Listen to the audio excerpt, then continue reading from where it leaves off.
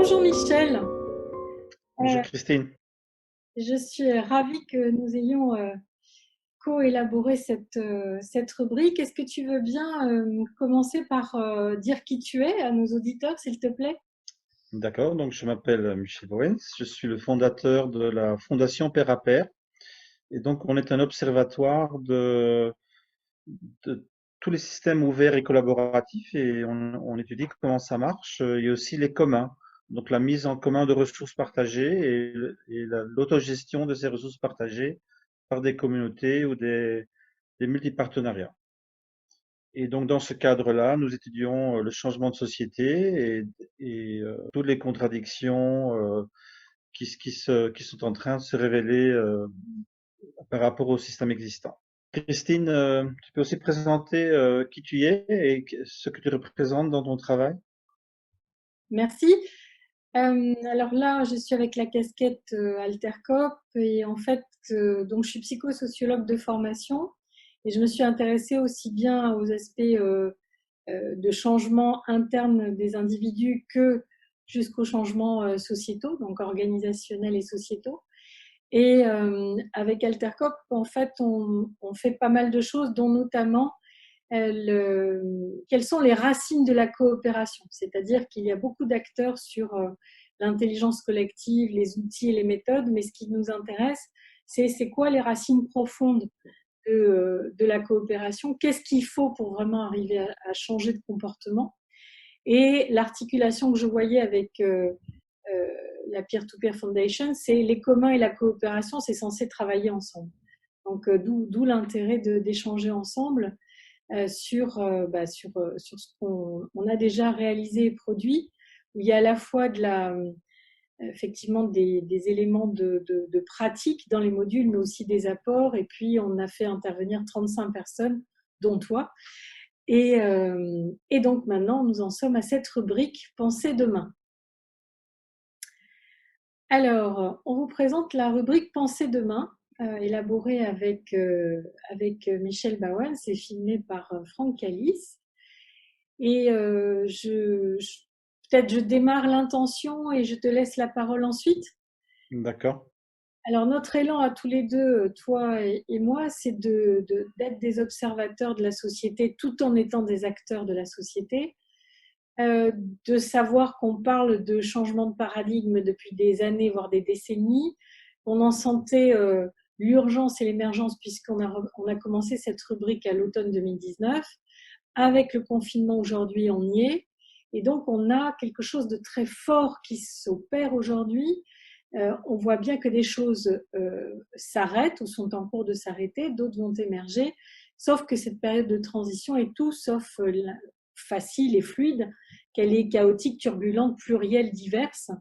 Et donc notre objectif, c'était de donner une boussole à penser, c'est-à-dire quels sont les éléments clés sur lesquels on peut s'arrêter pour penser cet immédiat futur et un futur à moyen terme et long terme, et puis aussi rendre compte des makers et des acteurs qui contribuent à ce changement pour demain. À toi, Michel. Oui, donc je vais un peu faire écho de ce que tu viens de dire. Donc, pour moi, ce qui est intéressant, c'est qu'on ne peut pas agir si on n'a pas d'abord aussi imaginé. Donc, il faut effectivement aussi pouvoir s'imaginer un futur pour inspirer l'action de chaque instant. Et donc, le problème pour moi, c'est qu'il y a diverses approches. La transition, les communs, l'écologie, la décroissance. Et donc, le but, c'était justement de rencontrer des créateurs de mouvements, des penseurs qui ont beaucoup réfléchi sur le futur et de voir s'il y a des ponts, mais aussi des différences entre différentes approches et donc de voir d'illuminer le processus de transition par des points de vue différents. Et comme ça, aider à la réflexion de chacun.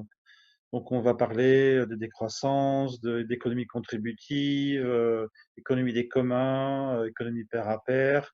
Donc, chaque perspective va pouvoir se présenter. Et donc, il y aura un lien entre différentes émissions, ce qui est nous deux, et des questions qu'on peut poser à ces acteurs. Oui, comme tu le rappelles, c'est pas simplement un dialogue entre nous deux, mais c'est effectivement de convier à chaque fois des personnes qui nous semblent vraiment refléter un morceau de la pensée Voilà. nécessaire Oui. pour agir pour demain. Oui, enfin, donc voilà, donc c'est un peu la vision. La vision, c'est qu'il y a un objet à découvrir, c'est-à-dire demain et la transition vers ce nouveau système, et que chaque perspective apporte une lumière différente sur cet objet commun. Et donc, en partageant ces perspectives, on illumine de plus en plus cet objet qui nous intéresse, qui est la société qui est en train de naître pour solutionner les grands problèmes systémiques qu'on connaît aujourd'hui avec un système dominant qui est en déclin. Merci. Est-ce que tu serais d'accord pour que nous échangions sur qu'est-ce que nous entendons par transition dans cette phase tout à fait particulière de confinement? Est-ce que tu veux bien commencer? Oui, alors le confinement est intéressant parce que c'est une sorte de pause qui nous permet de prendre un peu de distance par rapport à la vie courante donc c'est quelque chose quand même qui nous a tous réveillés d'une certaine façon et qui a stimulé notre imaginaire. Donc je considère ce moment particulier comme un grand accélérateur et révélateur. Alors, mon point de vue sur cette transition est inspiré surtout sur l'idée centrale du commun. Donc, c'est-à-dire qu'on a aujourd'hui un système qui est orienté autour du marché et des forces euh, qui sont dominants dans la forme du marché qu'on connaît aujourd'hui, vers un système qui tourne autour de la notion clé du commun. Et donc, la seule institution humaine qui a dans l'histoire réussi à vivre en harmonie avec, on va dire, la limite des ressources, c'est l'institution des communs. Mais ça, ce n'est que mon point de vue. Donc moi, personnellement, ce qui m'intéresse, c'est le lien entre les réalités, ce qu'on appelle thermodynamiques, c'est-à-dire les limites naturelles du monde dans lequel nous vivons et le taux de remplacement des ressources, etc., etc. Un système socio-économique qui est soit en harmonie avec cette réalité ou en contradiction avec cette réalité, et c'est le cas aujourd'hui. Et finalement, donc un aspect, je dirais, humain, c'est-à-dire la conscience humaine, le mode d'appréhension de ces réalités. Et donc l'idée, c'est que les grands changements de civilisation, c'est aussi des mutations de la conscience humaine. C'est arriver à voir des choses qu'on ne peut pas voir aujourd'hui. Et typiquement, par exemple, dans le système économique dominant, on ne voit pas les externalités, c'est-à-dire on croit que l'économie est centrale et que l'écologie est quelque chose de dérivatif, alors que évidemment c'est le contraire. Nous vivons dans une écologie et nous devrons, en tant qu'humains, en même temps évidemment produire pour nos besoins, parce qu'on a besoin de vivre et de survivre et de vivre bien même, mais on ne peut pas détruire la source de notre vie et on doit se rendre compte qu'on est en interdépendance avec les autres êtres vivants de la planète. Euh, et donc, un peu l'idée, en tout cas, ce qui m'anime, c'est on a réussi plus ou moins pendant une période, en tout cas en Occident, de créer une sorte de contrat social, mais ça a été au prix d'une exploitation exagérée des ressources naturelles. Et donc, voilà, aujourd'hui, on est dans une transition qui doit nous mener vers une sorte de compact, qu'on dit en anglais, une sorte de, oui, de contrat entre l'humanité et le vivant. Un contrat naturel. Oui, Alors du coup, pour moi, la transition, c'est effectivement ce changement majeur de paradigme. Après, ce sont des termes et comment est-ce on les comprend? Donc, un paradigme, on va essayer de mettre une image. Il y a une berge d'un côté, une plage. Il y a une nouvelle terre de l'autre côté. Ça, c'est l'autre paradigme. Et il y a un milieu. Et donc, pour l'instant, on a une espèce de courbe de Gauss avec des acteurs qui sont toujours sur la terre d'avant, celle sur laquelle on est et qui est déclinante. Et avec le Covid, là, qui a vraiment quelque chose qui est en train de se déliter et de résister fortement. Il y a des acteurs qui sont, en tout cas au moins intellectuellement, et qui pensent agir, et peut-être qui agissent très probablement essentiellement sur cette nouvelle terre, tout en ayant quand même des ressources appuyées sur l'autre. Et la majorité des gens sont dans cette transition. Alors, on ne va pas rentrer sur le débat de est-ce qu'on est d'un côté au milieu ou de l'autre. J'essaie juste de donner une image. Donc, pour moi, la transition, c'est vraiment d'être conscient qu'il y a ces trois moments en même temps. Un paradigme qui décroît et qui s'effrite, donc ça crée de la peur, ça crée du chaos, ça crée des pertes de repères. Et là, le Covid l'illustre merveilleusement. Donc on est bien dans cette dégradation et en même temps les graines du lendemain. Donc il y a des acteurs qui se soucient des graines du lendemain et il y a une grande majorité de la population qui est en train de tâtonner, qui ne sait pas exactement à quoi ça correspond. Donc par rapport à la facette dont tu parlais, donc si on parle d'un changement de paradigme qui était quand même beaucoup dans la modernité, donc avec le postulat du progrès, et cette mainmise, ce contrôle de l'homme sur la nature, et là on voit bien qu'on est en train d'aller vers une compréhension que peut-être nous sommes partie prenante de la nature, et en tout cas avec le confinement on en a un petit peu une illustration. Moi ce qui m'intéresse, en tout cas la pépite que j'apporte par rapport à ce point de vue, c'est comment est-ce qu'on change. Et on voit bien, toutes les études le disent, qu'il y a 80% de gens qui vont dire qu'ils vont changer, il y en a royalement 15% qui changent réellement. Donc, quels sont les rouages internes du changement? Quels sont les rouages d'un petit groupe? Quels sont les rouages d'une société? Et nous voyons que nous butons tout le temps sur cette question-là. C'est pour ça qu'il y a des personnes qui vont avoir écrit sur la collapsologie et l'effondrement pour essayer de travailler un imaginaire qui permette de s'imaginer en rupture pour passer à autre chose. La transition révèle davantage la notion de continuité où certains ne croient pas, mais là on voit bien que la sortie du confinement, on va avoir un retour en arrière du système principal qui a les milliards, etc., et qui va donc évidemment plus tirer de ce côté-là. Donc on va avoir des choses très plurielles.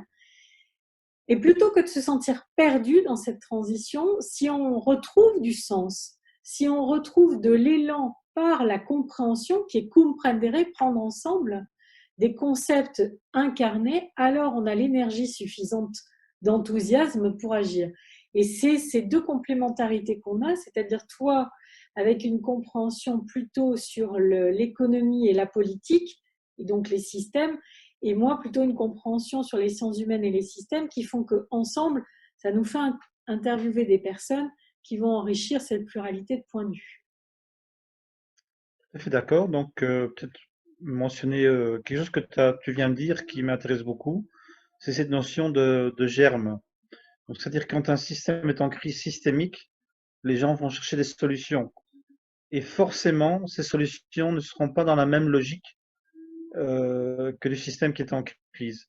Et donc, en observant les nouvelles pratiques, on peut déjà avoir une certaine vision, une certaine attente de la logique qui est en train d'émerger. Et voilà. Et donc, selon les auteurs les hommes et les femmes qu'on va interviewer dans notre programme, on va voir comment eux, ils regardent ces germes et, et quelles sont leurs conclusions par rapport à la direction de ce changement. Et quand tu parles de germes, on est automatiquement dans un vocabulaire du vivant. Et ce dont il est question, c'est effectivement d'apprendre de la nature sa manière d'être en résilience. Comment est-ce qu'on s'y prend pour rebondir de nos traumatismes, pour rebondir de nos erreurs et toujours aller sortir cette énergie et effectivement sur des modalités qu'on ne connaît pas. On ne sait pas comment ça va se faire demain, sauf que c'est pas parce qu'on ne sait pas et que c'est imprévisible qu'il faut se priver de le penser.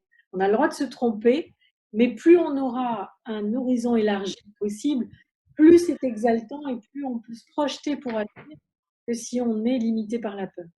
Oui.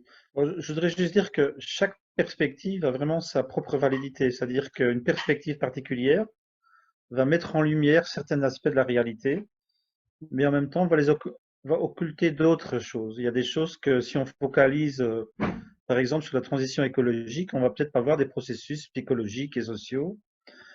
Si on se focalise sur l'économie contributive, on va voir certaines choses et d'autres choses pas.